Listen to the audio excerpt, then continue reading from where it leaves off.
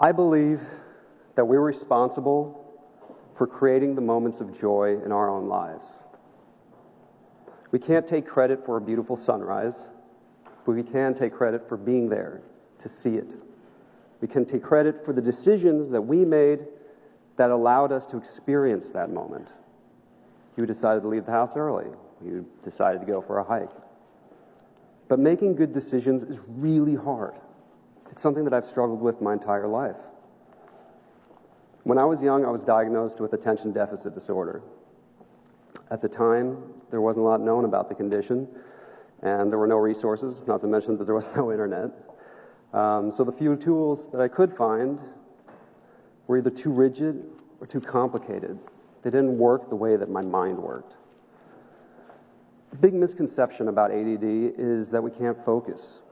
In my experience, I could focus. I was just focusing on too many things at the same time. So over the next 25 years, I silently made it my mission to design my own resources. Over time, I actually outgrew my ADD, but I found that the methodologies that I had developed remained relevant, incredibly helpful. So I shared them with a couple of my friends, and was really surprised to find out that they too found it helpful.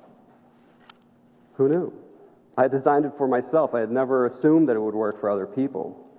But with that in mind, about 3 years ago, I built a website and shot some videos to teach the system to others in hopes that it might help them the way that it helped me.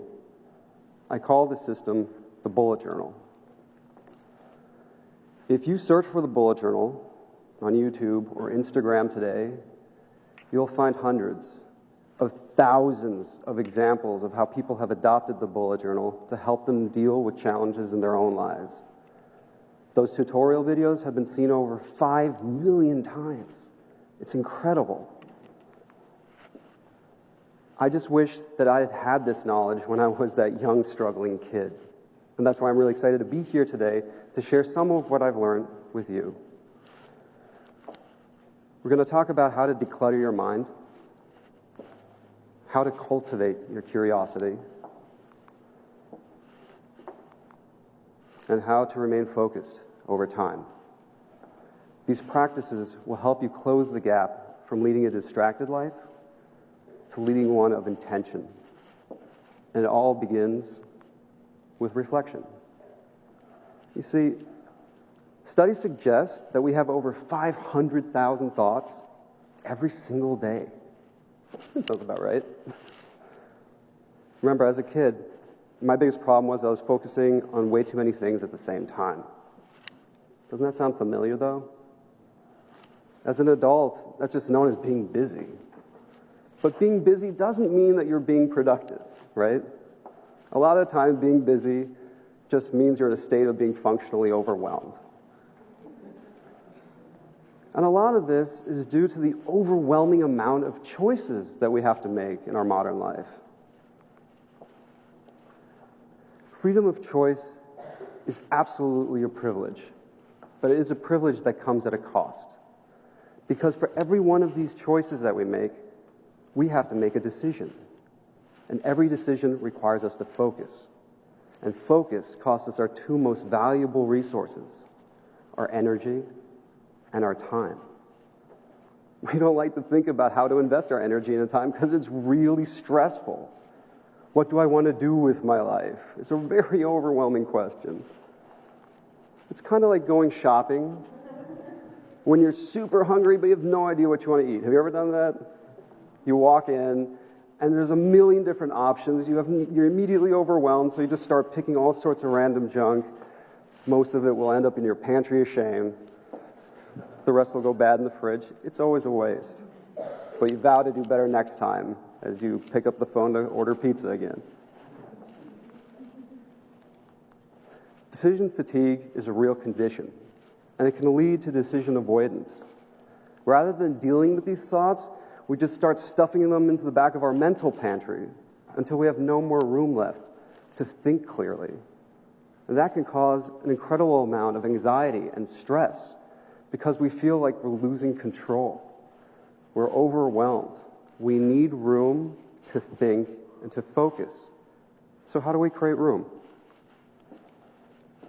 Like when cleaning a pantry, we have to start by taking everything out.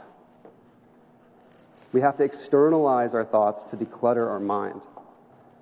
Now, a good way that I found to do this is to create a mental inventory. Simply take a sheet of paper and a pen, and write down the things that you need to do, the things that you should be doing, and the things that you want to do. Holding thoughts in your mind is like trying to grasp water. It's nearly impossible. But by writing down our thoughts, we can capture them clearly so we can work with them later. So now we have this mental inventory. Now what? This mental inventory will actually give you a pretty clear picture as to how you're investing both your time and your energy. So the next step is to ask yourself, why? Why am I doing these things? It's a simple question, but you don't have to dive down some existential rabbit hole. Simply ask yourself, does it matter? Or is this thing actually holding me hostage? We burden ourselves with unnecessary responsibilities all the time.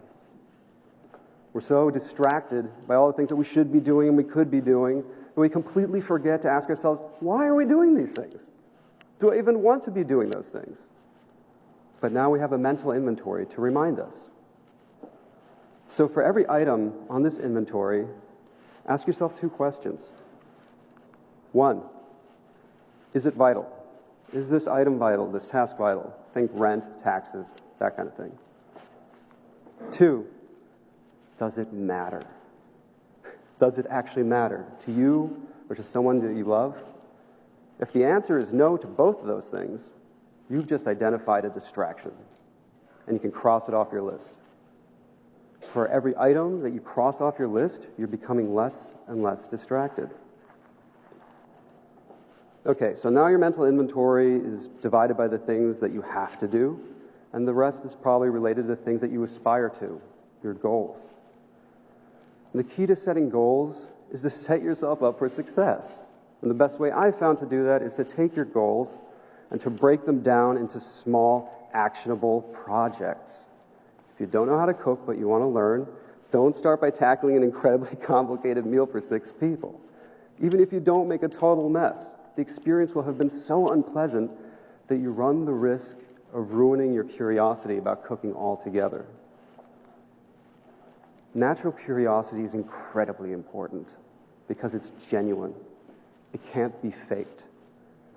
These small projects allow us to cultivate our curiosities and help them grow, maybe even help some of them blossom into fully fledged passions. At the very least, we learn more about ourselves and about the things that we want. So what do these small projects look like? Well, 1, they have to have no barriers to entry. What does that mean? You don't have to wait on anybody or anything. You can get started right away. 2, they have to have a very clearly defined list of actions and tasks. And 3, should take less than a month to complete. If you estimate your project will take more than a month, that's fine. Just break it into 2 smaller projects. These projects don't even have to be part of some big epic goal. They can be self-contained micro goals. The goal really here is to be able to indulge your curiosity and try it on for size and see if it fits so you don't waste time. Unfortunately, time is not a renewable resource. You can't make time. You can only take time. It's our responsibility to take the time to identify the things that interest us and figure out ways to pursue them, because project after project, goal after goal, we will learn what we want to eat, and we'll have acquired all the skills that we need to prepare a beautiful meal. We'll go from this state to something more along these lines. But it takes time, and it takes dedication. Please raise your hands if you've ever accomplished a goal that you set for yourself. Congratulations. Now, please raise your hands again if by accomplishing that goal, if it was like a dream come true. It was exactly like you thought it was going to be. All right. Not as many hands. Why is that? It's because time has passed. You've learned new things. Your circumstances have changed. You're not the same person anymore. This mental inventory is like a map. And as we navigate our lives, we have to dedicate ourselves to a habit of keeping that map updated with all the new things that we discover. If we don't, our map becomes inaccurate. And we start to go off course, we drift. And all of a sudden the distractions start leaking back into our lives. Even if it's only 5 minutes a day, just 5 minutes a day, we have to dedicate ourselves to a practice that allows us to keep our mental inventory updated. Over time, this skill, this practice, will also provide you with a lot of personal data. And that data can provide profound insights into your life. What have you tried? What have you not tried? What should you do more of? What's working? What's not? I've been doing this for years, and it's shown me just how much power I actually do have in shaping my life. It's allowed that young, struggling kid with ADD to stand on this stage today in front of you. It's also allowed this adult to get through the speech, but we're almost there. Okay, so to recap. Reflect. Declutter your mind by creating a mental inventory. Get rid of what doesn't matter. Ideate.